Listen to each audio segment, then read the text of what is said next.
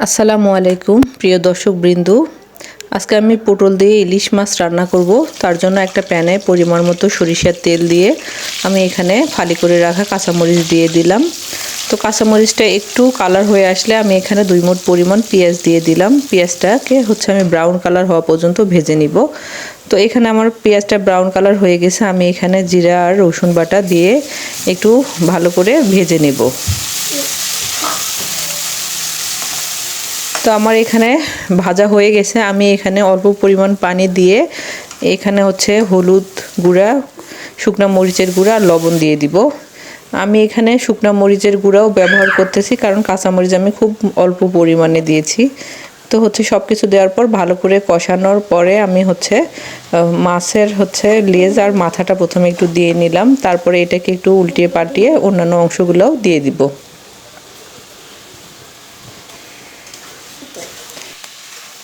মাছের সঙ্গে মশলাটা খুব ভালো করে একটু কষায় নিব, যাতে মাছের মধ্যে মশলাটা প্রবেশ করে। তো করার পরে আমি একটু পানি দিয়ে 10 মিনিটের জন্য রান্না করব ঢেকে।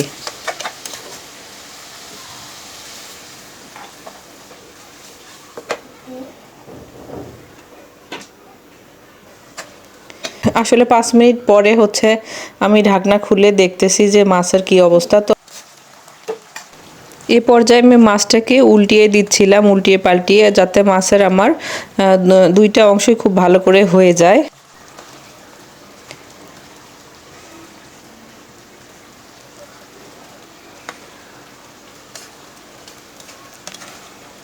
মাছটাকে উল্টিয়ে দেওয়ার পরে আমি ঢাকনা দিয়ে ঢেকে আরও 5 মিনিট রান্না করব।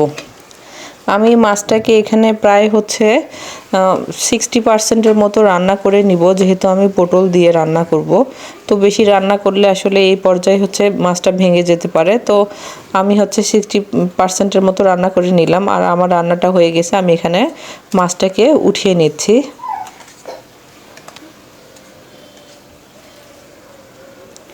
তো এই মশলাতে আমি পটল দিয়ে দিব। আমি এখানে পটল কেটে টুকরো করে রেখেছিলাম। একটা বড় সাইজের আলু আমি এখানে দিয়ে দিছি।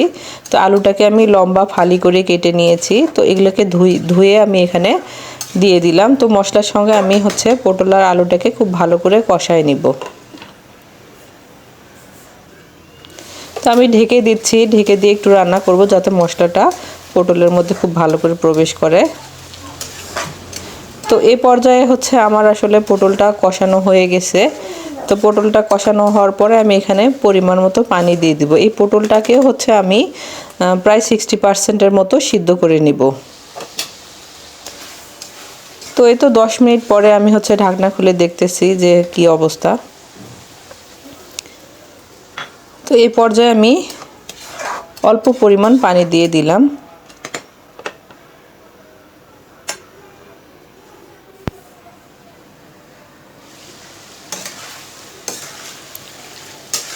তো আসলে পটলটা আমার হয়ে গেছে। আমি এখানে আলু আর পটল একটু চাপ দিয়ে দেখতেছিলাম যে আমার কি অবস্থা। তো দেখি যে না, আমার প্রায় 60%-এর মতো হয়ে গেছে। এই অবস্থায় আমি মাছটা এখানে দিয়ে দিব।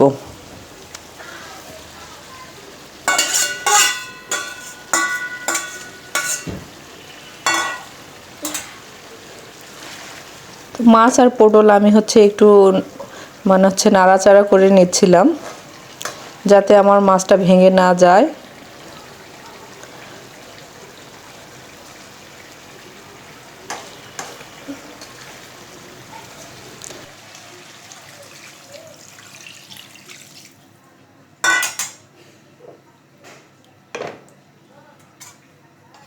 তো এই পর্যায়ে আমি পানি দিয়ে দিলাম। তো আপনারা যে যেরকম ঝোল খাবেন সেই অনুযায়ী পানি দিয়ে দিবেন। পানি দিয়ে ঢেকে আমি এটাকে রান্না করব 20 মিনিটের মতো।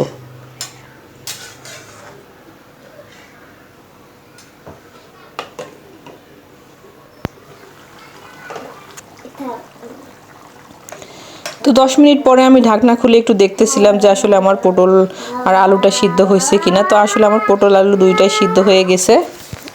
তো আমি একটু টেস্ট করে দেখতেছিলাম যে কি অবস্থা। তো আমার আসলে একটু লবণের পরিমাণটা কম হয়ে গেছিলো। তো এই পর্যায়ে আমি একটু লবণ দিয়ে দিলাম। তো লবণ দিয়ে আমি এটাকে ঢেকে আরও 10 মিনিট রান্না করব। তো 10 মিনিট পরে আসলে আমার রান্নাটা হয়ে গেছে। আমরা একটু ইলিশ মাছের ঝোল সবাই পছন্দ করি, তো আমি একটু ঝোল বেশি রেখেই আমার চুলার ফ্লেমটা বন্ধ করে দিলাম। তো আসলে আমার রান্নাটা খুবই মজা হয়েছিল। তো আমার রান্নার কালারটাও বেশ ভালো আসছে। তো আপনারা এইভাবে আলু পটল দিয়ে ইলিশ মাছ রান্না করে খেয়ে দেখতে পারেন, অনেক মজা হয়।